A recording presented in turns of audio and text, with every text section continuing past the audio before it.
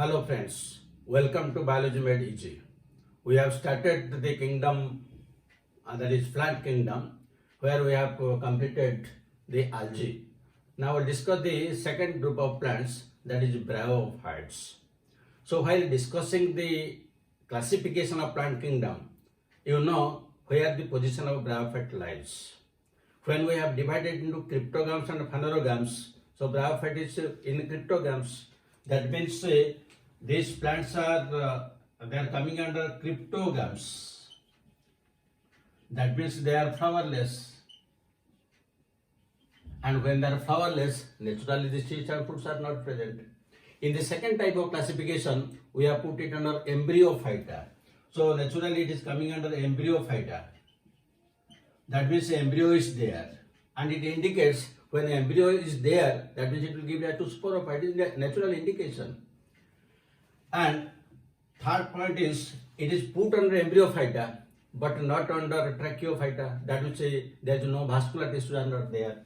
So no vascular tissues. We can derive these things automatically because we know the classification. Then the next point is where these bryophytes usually grow. They usually grow in moist, damp, humid places. That means in places where there is shade and humidity is more. That means in the atmosphere there is moisture content is there. They prefer those places. So they grow in moist, damp, then humid and shaded places. Now, these plants, they are the first plants to colonize the land. First plants to colonize land. Because earlier to bryophytes there were algae, and algae are completely aquatic, while pteridophytes, which will come after bryophytes, they are completely terrestrial. But the bryophytes, they are in between. Because they, when the algae was evolved, then the bryophytes came. So that these are the first group of plants they colonize the land. And this is also one of the reasons they are known as the amphibians of plant kingdom. Amphibians of plant kingdom. This is a very important question. Amphibians of plant kingdom. Now amphibians means they require both water and land, but they are not just like a frog, because frog can completely survive in water and also completely land. But the bryophytes are not like that. Bryophytes cannot survive completely in water or they completely in dry land. They survive in a terrestrial condition, but with moisture, with humidity, because water is required for different purposes. Why they are known as amphibians?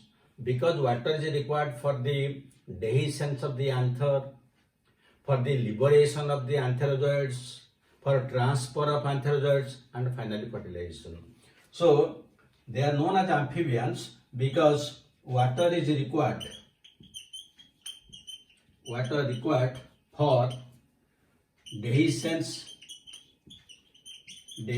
of anther, transfer of antherozoids, and also for fertilization. That means without water, the life cycle of the bryophytes cannot be completed. They require water in their life cycle so that they can continue one after another. That is why they are known as amphibians of the plant kingdom. That doesn't mean that they can survive in land and they can survive in water. They require both. So this is also one of the very important questions. Then the next thing is the main plant body is a gametophyte, but this gametophyte gives rise to the sporophytic plant body, which is not independent. That is dependent.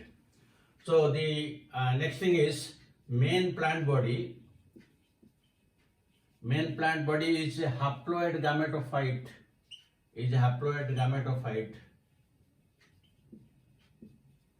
And the sporophyte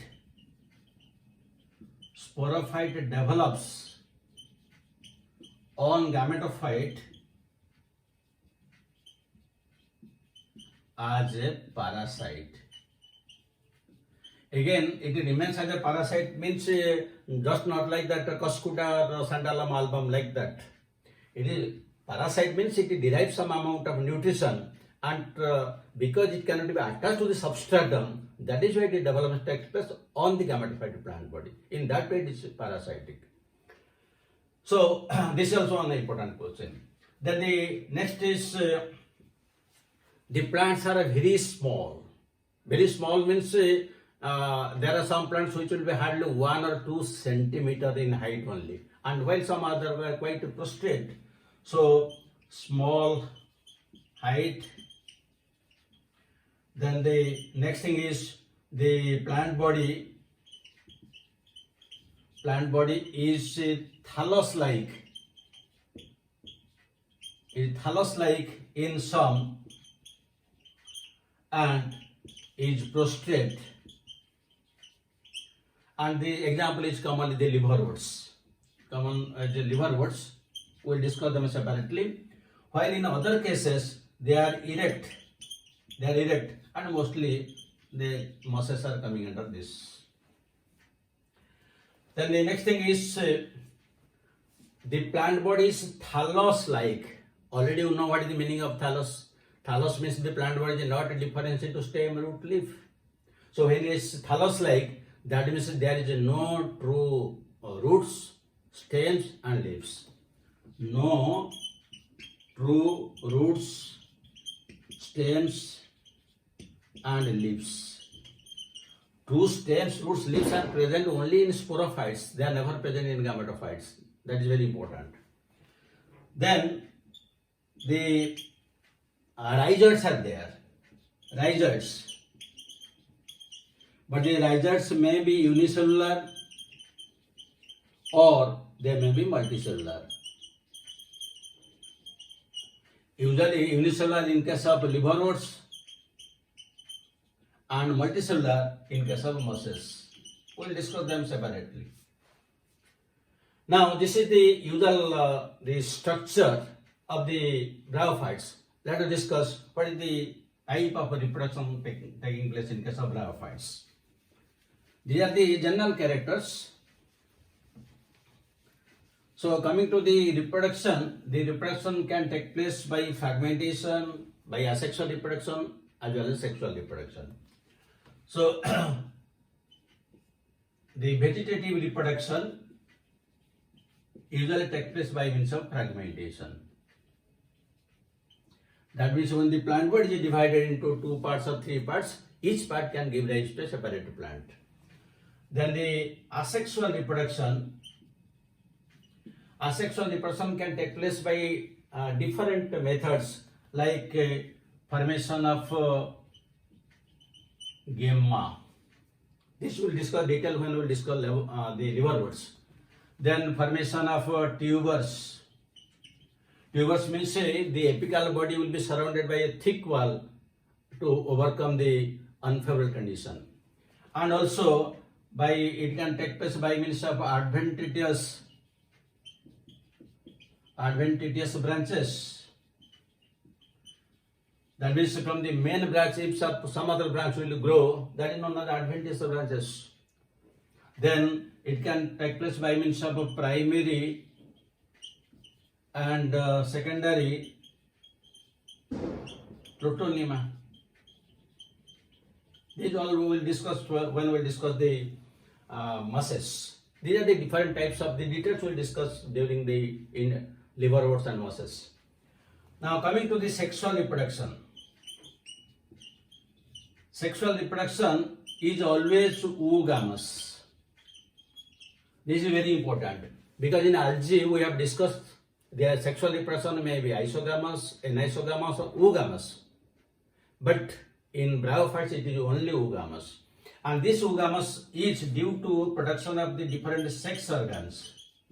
Sex organs. This is very important. These sex organs are always multicellular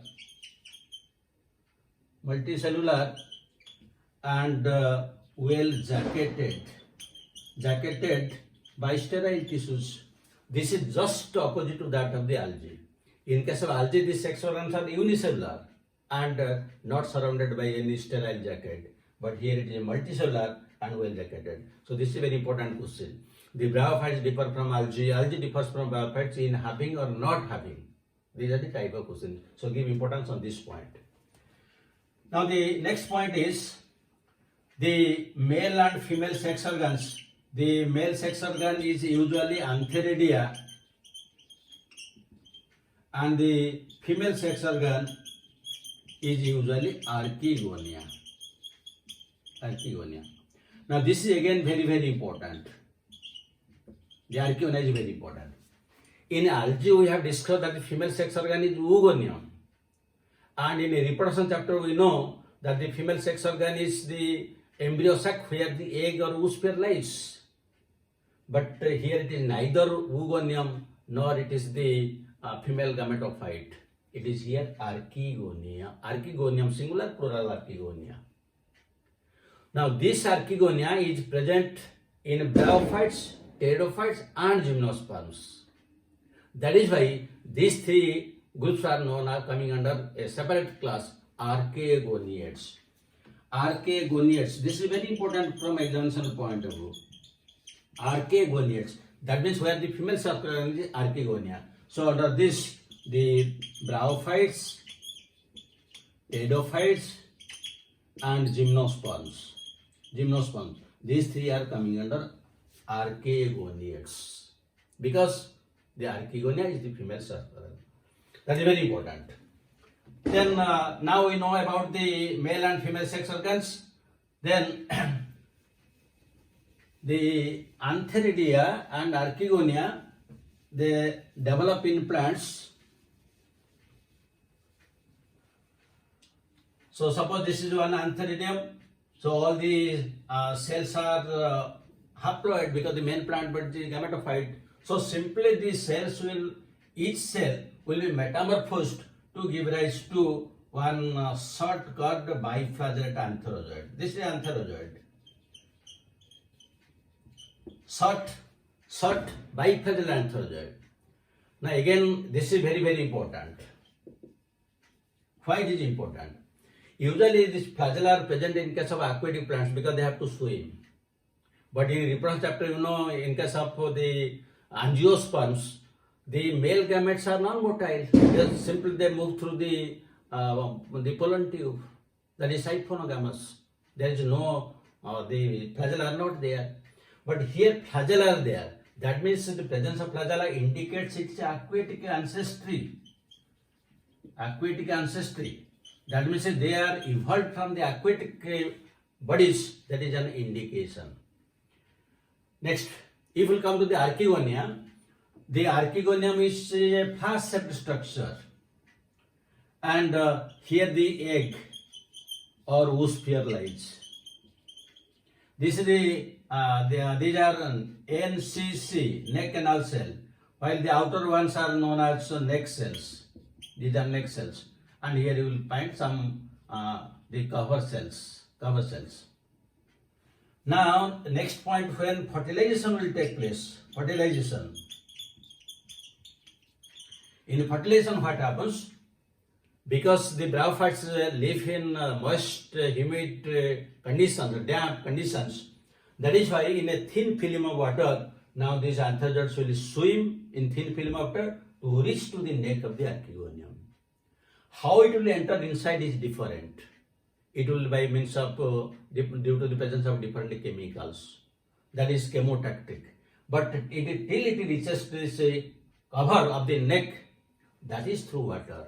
That is why they are coming under amphibians. Because the liberation, the transfer and fertilization, they require water.